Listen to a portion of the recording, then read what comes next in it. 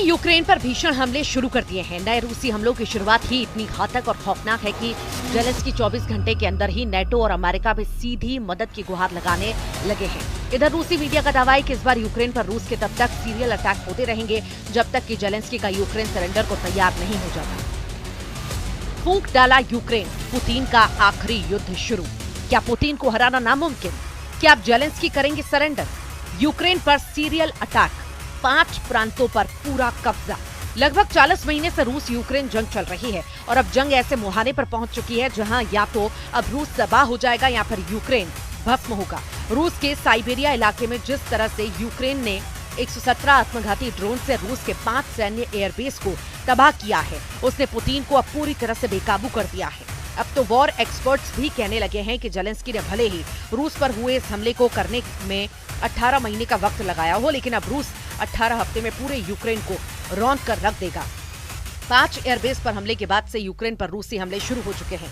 दावा किया जा रहा है कि रूस के ये हमले सीरियल अटैक की तरह लगातार होंगे और यूक्रेन के सभी डिफेंस सिस्टम को तबाह करने के बाद यूक्रेन के बड़े इलाकों में कब्जा किया जाएगा।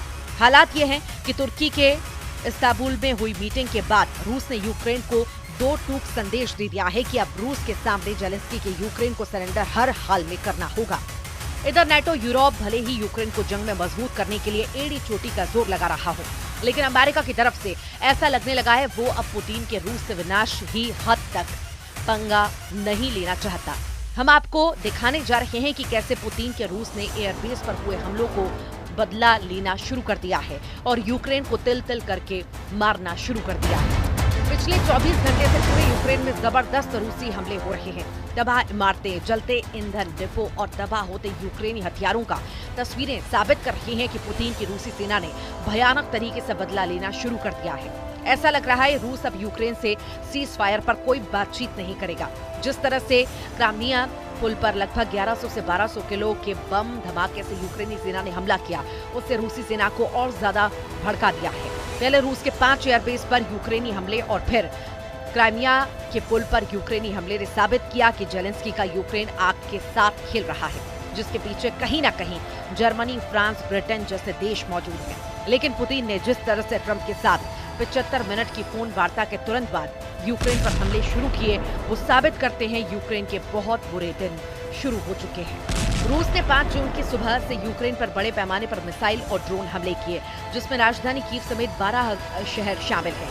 यूक्रेन के पश्चिमी क्षेत्रों को रूसी सेना ने निशाना बनाया। इस हमले में कीव सहित टोर्नोपिल, खमेलनित्स्की ओब्लास्ट और लुत्स्क में विस्फोटकों की खबरें आई। कीव में ड्रोन हमलों से कई आवासीय इमारतों और नागरिक बुनियादी ढांचे में आग लग गई है, जिसमें कम से कम 16 लोग घायल हुए हैं। मेयर विटाली क्लिचको ने इसकी पुष्टि की। रूस ने अपने भांस और बेद्यांस्क के इलाके शामिल है। रूसी सरकार के प्रवक्ता पहले ही कह चुके हैं कि रूसी सेना अपनी तैयारियों के साथ लगातार हमले करती रहेगी। उधर यूक्रेन के राष्ट्रपति जेलेंस्की का कहना है कि रात के समय 400 से ज्यादा ड्रोन स्ट्राइक, 40 से ज्यादा मिसाइलें, जिनमें एक बैलिस्टिक मिसाइल भी शामिल है, लॉन्च की गई। रूस के हमलों में कीव के आवासीय इमारतों और शहर के बुनियादी ढांचे को नुकसान पहुंचा। कई दूसरे क्षेत्रों में हुए हमले में एक साधारण होटल को नष्ट भी किया, जहां यूक्रेनी एथलीट रुके थे। ये हमला रूसी राष्ट्रपति व्लादिमीर पुतिन और अमेरिकी राष्ट्रपति डोनाल्ड ट्रंप के बीच 4 जून को हुई फोन पर बातचीत के एक दिन बाद हुआ। ट्रंप ने बताया था कि पुतिन ने यूक्रेन के ऑपरेशन स्पाइडर वेब के जवाब में कड़ा जवाब देने की बात कही थी।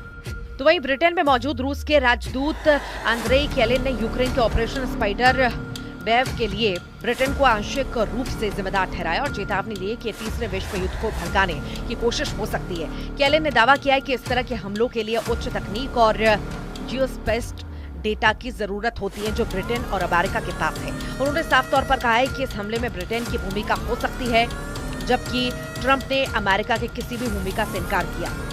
यूक्रेन ने रूस के 5 एयरबेस पर हमले करके रूस को भारी नुकसान पहुंचाया। यूक्रेन ने दावा किया था कि उसने ड्रोन्स की मदद से रूस के A-50, Tu-95, Tu-22, M3 और Tu-160 विमानों को निशाना बनाया। इस हमले के बाद व्लादिमीर पुतिन आग बबूला हो चुके हैं। रूस यूक्रेन युद्ध में जहां एक तरफ ड्रोन और टैंक सुर्खियों में रहे, तो वहीं अब एक और हथियार चर्चा में है, Zircon hypersonic anti ship missile. ये कोई आम मिसाइल नहीं, बल्कि एक ऐसा हथियार है जिसे रूस अपना गेम चेंजर बता रहा है। खबर है कि यूक्रेन पर रूस इन मिसाइलों से जमकर हमले करेगा। अब रूस लगभग 1200 दिनों से चल रही जंग को और लंबा नहीं खींचना चाहता। यूएन के मुताबिक 3.5 साल की जंग में 30 लाख यूक्रेनी अपने ही देश में दूसरे ठिकानों पर जा चुके हैं, जबकि 60 लाख से ज्यादा यूक्रेनी विदेशों में शरण लिए हुए हैं। इधर पुतिन ने अमेरिका और यूक्रेन को साफ कह दिया है कि अगर सीजफायर चाहते हो तो यूक्रेन के कम से कम 5 प्रांत रूस के हवाले कर दो। हम आपको बता दें कि रूस ने इन इलाकों पर हमले तेज कर दिए हैं जिन पर वो कब्जा करना चाहता है। अब आप ये जान लीजिए पुतिन सीजफायर किस शर्त पर करना चाहते हैं। रूसी सूत्रों के मुताबिक रूस ने यूक्रेन से 5 प्रांत देने को कहा है। रूस जिन 5 जगहों से यूक्रेन की आर्मी को हटाने पर तुला है वो डोनेस्क, खेरसोन, खार्किव और जापोरिजिया और लुहांस्क है। डोनेस्क एरिया में रशियन बोलने वालों का प्रतिशत ज्यादा है जो खुद को रूस के करीब मानते हैं। आखिरी सेंसस के मुताबिक डोनेस्क की लगभग 75% जनसंख्या रूसी बोलती है। वे कल्चरली भी रूस से जुड़े हुए हैं। इसके अलावा साल 2014 में क्रीमिया के रूस में विलय के बाद यहाँ के लोग खुलकर मॉस्को के सपोर्ट में आने लगे। यूक्रेनी सेना और रूसी सपोर्टरों के बीच भारी जंग हो चुकी है। 5 जून को यूक्रेन ने रूस के ब्रांस्क ओब्लास्ट में क्लिंसी शहर के पास रूसी मिसाइल सैनिकों के ठिकाने पर हमला किया। यूक्रेन के सशस्त्र बलों के जनरल स्टाफ के अनुसार इस हमले में एक मिसाइल लॉन्चर नष्ट हुआ है, 2 अन्य को गंभीर नुकसान हुआ। ये इकाई 26वीं मिसाइल ब्रिगेड का हिस्सा थी। कथित तौर पर हमला तब हुआ जब ये यूक्रेन पर अटैक करने वाली थी। इधर रूस के पलटवार से पूरे यूक्रेन में कोहराम मचना शुरू हो चुका है। रूस ने जवाबी कार्रवाई में यूक्रेन पर बैलिस्टिक मिसाइलें दागी। यूक्रेन का दावा है कि उसने कई मिसाइलों को अपने एयर डिफेंस से तबाह कर दिया। युद्ध के मैदान से कई विस्फोटक तस्वीरें सामने आई जिनमें यूक्रेनी हेलीकॉप्टर रूसी ड्रोन को मार गिराते हुए दिखाई दिए। रूस ने कब्जे वाले इलाकों में अपने एसएम डिफेंस सिस्टम को तैनात कर दिया है। नाटो देशों ने यूक्रेन को 20 बिलियन यूरो की आर्थिक सहायता की घोषणा भी की है। लेकिन सवाल उठता है, क्या अब नए तेवरों के साथ शुरू हुए रूसी हमलों को रोकना यूक्रेन के बस की बात है या नहीं? यूक्रेन के मुकाबले रूस 20 गुना ज्यादा ताकतवर देश है जो अब रूस से अपने वजूद की जंग लड़ने को मजबूर है।